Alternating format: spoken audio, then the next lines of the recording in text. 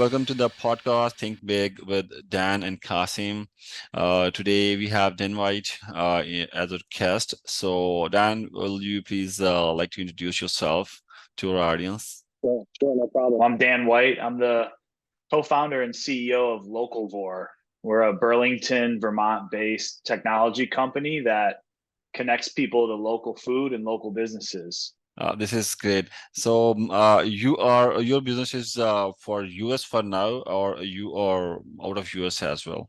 We're a very small business that I started the company 12 years ago in 2011. And we operate out of a city that is the biggest city in the state of Vermont, which only has a population of maybe like 50,000 people. So we're kind of like an up and coming technology and entrepreneurial hub here in Vermont. And right now we're in Vermont and New England, but we have a mindset to scale nationally and globally. This is great. So, in this 12 years is a lot. In fact, I also have around this experience, but obviously in development, not in your field, obviously. So, in this vast experience, what are the key points you learned about this business?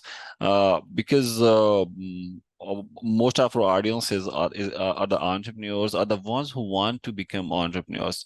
So will you please let us know what you learned in this whole experience, the key points, main key points? Yeah, I think that, in our industry, we're in a two-sided marketplace industry, right? So my background originally in this industry as a young, recent college grad from the University of Wisconsin, go Badgers. I moved to Chicago and got a job with Groupon. And, I'm not a technical co-founder. I'm more of a sales and marketing co-founder. And when I wanted to start the company, I didn't realize how hard it is to create two-sided marketplace businesses, because you have to get consumers and you have to get merchants and then you have to connect them, right? Yeah. But if you're successful at this, you become Airbnb, you become DoorDash, you become Uber. Indeed. Right? You become a bigger there's a kind of a bigger addressable market, right? If you can achieve that at scale. And so my original focus, and today the mission is still the same, which is to use these powerful two-sided marketplace technologies to actually drive local food consumption and local economic impact that's greater than a consumer going to a non-local business or eating, food that is shipped from miles away and not healthy. So we've developed different platforms. We've gotten to a point where, we now outsource our technology and have stayed lean to survive these past 12 years. And we're in a good cash position. And the biggest challenge is what they refer to as the chicken or the egg, right? So are you going to go out and get, are you going to go out and get consumers first, or are you going to go out and get merchants? Right. And if, for example, we have a customer and audience base here in northern New England, mainly around the northern central Vermont region. And there's 43,000 of them. So there's some people in New Hampshire, and there's Maine and Boston and Massachusetts, right? But it's mostly this saturated audience up here in our hyper-local economy. And if I were to go into a market like Chicago or Minnesota, right? I have no users there. So walking my product into a business is almost useless. Because the first question any restaurant or small business owner that's considering us as a way to drive consumer traffic is going to say, how many users do you have, right? You go get users if you don't have any businesses on your app. Right? The consumers want the businesses. So that is probably bar none the biggest nut to crack. And then creating profitable revenue streams behind those efforts to build a marketplace. I think that's probably the biggest challenge everyone deals with. And there's even I recently saw a new fund was created by a bunch of former founders of marketplace companies called, about marketplaces, right? Because Yeah. they're tough to tackle. So Yeah. Yeah. So, yeah, by the way, this is indeed a challenging thing, the main challenging part where you have to bring customers and the vendors both. I've worked on few of the products where uh, these were the challenges. Like I worked on real estate and real estate product. On a real estate product, people were looking for the content, like the businesses who are willing to sell.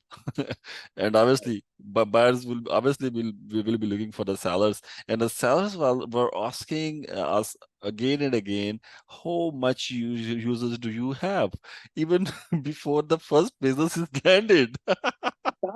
every time, Yeah, I right? did. So by the way, are you getting some support from the tech side? Because I believe tech still can be much helpful for you in this regard, maybe in even in your marketing, maybe even in your positioning. So, Well, I'll tell you kind of our philosophy, which is almost kind of like it's almost like a Tesla philosophy, which is product is marketing. uh, Product is marketing. Okay. And what we're betting on, right? If you think about a railroad track, we're kind of going down two parallel paths with our development right now. And the one that's really about gathering the users and the consumers is socializing our platform, right? mhm, Social in terms of social media features, right? So you can post content about your favorite local restaurant, you can tag a mm, friend, you can say, let's go get dollar oysters in the neighborhood. They've got a special tonight. That's all free. And we want that to be as free as Instagram is. But you won't see, NBA teams necessarily, or other content. It's more focused for local community food systems, right? And breweries and shops and retail. And this is a lot of things that chambers of commerce and nonprofit associations and state government associations all over the country are always trying to figure out, how do we drive more local impact? How do we drive more local agriculture, right? yep, And so, socializing the app allows hopefully a viral component that eventually users are creating users, right? And indeed. we're scaling our user base. Then we can come back on the other parallel track, right? And, there's a lot of ways to monetize a strong engaged user base. We're on the pathway right now toward card linked rewards, with a company that we're integrating with called Fidel API, to Mhm. allow Localvore users to put their payment in Localvore and get cashback rewards or loyalty points to continue to help them keep shopping local. Don't you think so? This is the scope of this thing is much bigger, and the bigger the scope is, the things are getting more vague. Maybe like this business to have a lot of aspects. How you are handling all these a lot of aspects. Like this is not just getting consumers and getting vendors. This is something even once users are there, vendors are there. No, still there are a lot of aspects in this domain. Well, one thing that's really it's fascinating, and there's a lot of pandemic stories of pivots out there. Yeah. And what happened to us was we were on this track before the pandemic. Mm-hmm. And our business model and our revenue streams are really intended to take people to brick and mortar experiences. Yeah. When that went away completely during the shutdowns, everything about our business model went on hold essentially. And the state government here in Vermont created a really unique program with FEMA funded emergency federal dollars Mm-hmm. called Everyone Eats. Vermont Everyone Eats became a program that ended up contracting us to use our marketplace system, because we already had a digital voucher system so people Okay. could redeem discounts and coupons, and we set it up so that people could get free meals from restaurants that got paid through us through the program dollars, Yeah. $10 a meal. So we ended up facilitating 1.4 million meals to over 25,000 Vermonters that use the Localvore app. And we processed $14 million of payments to those 115 restaurants that actually,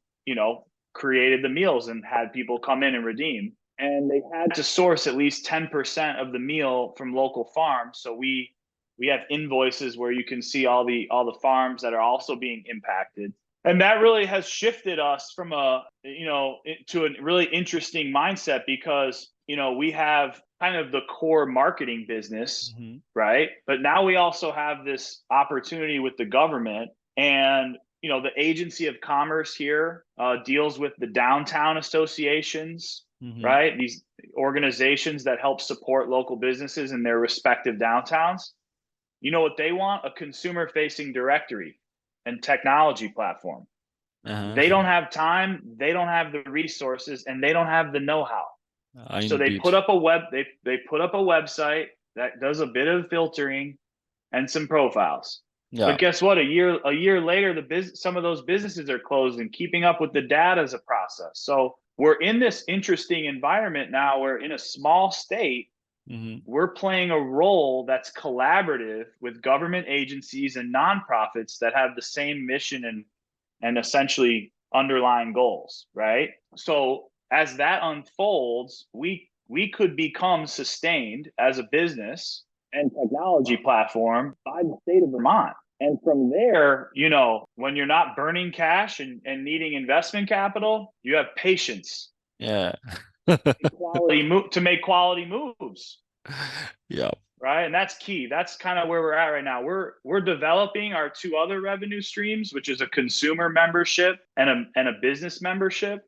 But the government thing is so interesting because it's really about creating impact as a statewide community and figuring out, okay, what's Localvore's role with respect to this organization or that organization or this government agency. And I'm willing to bet almost all states deal with the same kind of dilemma, right? Yeah. They want tourists and marketing, right? But they don't have, the technical know-how, the infrastructure like a for-profit firm might, like you or I, right? So it's just interesting. And I think we've gotten to a place where we created a really good reputation through running the program for 3 years, that we have a better reputation now for something we never expected to use our platform for. So it's just been an interesting ride, and this is interesting indeed. It's crazy, man. So all right, let me bring it up to even to here in the now, the moment. Okay. So this was a federal FEMA funded program that ended up being a $49 million program, which for Vermont is a big number, maybe not in Texas, but that's a big number here. Yeah. And, we did about a third of that. $14 million of meals was our total meal budget that we facilitated through the app. The program ended, okay, on March 31st. The federal funding from the Biden administration for the pandemic relief money coming from FEMA ended May 11th. The pandemic hose of money officially ended. 2 days ago, we just had catastrophic and historic floods in Vermont, and FEMA is back in action. They're flooded. I mean, if you saw this state right now, turn on the national news tonight, and Lester Holt or Nora O'Donnell is going to tell you what's going on live in Montpelier, Vermont. So it's interesting because we've almost become like an emergency responder. Yeah. Right. Where, as Jose Andres, the celebrity chef and founder of World Central Kitchen, would say, local restaurants are perfectly situated to feed their community. And that is true in Pakistan. That is true anywhere. Indeed. Right. Yeah. Yeah. And so if we can compensate them with government funding, like we compensate the military for defense, you can do, it's a small business. It may not be Lockheed Martin, but it is a small business that needs consistent revenue. Yeah. Obviously. And we have a growing food insecurity problem on top of that.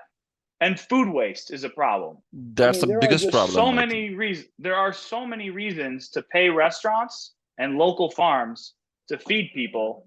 It's, you know, it's crazy. On top of the fact that a lot of Americans and people all over the world don't have time or skills to make food with what is being given to them from mainly, you know, a food bank system. That's an old system, right? Yeah. Still very much needed, right? But also like it needs to be innovated upon. And people, it's kind of like Airbnb, you know, okay, the houses are already there, right? The restaurants are already here. Yeah. The food insecure communities are already right next to the restaurant. We're shipping in Kraft macaroni and cheese to the Vermont Food Bank. It's just, you know, we got to stop doing that. And that's kind of where, you know, we've gotten into this leadership role as a small for-profit technology company that wants to help, you know, nonprofits fighting food insecurity or nonprofits helping local restaurants and food systems, you know? Yeah, yeah. I believe this is a big cause. This is not just a thing that you're doing. This is a big cause as well in the long term. Because at the end, if the food insecurity is already there, so in to keep the mitigating these risks or keep fixing these risks, we really need to make the funnels, we really need to make the ways to feed the people, because no one can eat from a five-star restaurant on daily basis, not even on weekly basis. And the So other thing I've learned along, like that goes along with what you're saying, is it's no longer food insecurity, it's food and nutrition. nutritions, yeah. Food and nutrition. And so if you think of food as medicine, you know, you want, if you really want to solve the healthcare issue in the US, get kids and people eating better foods.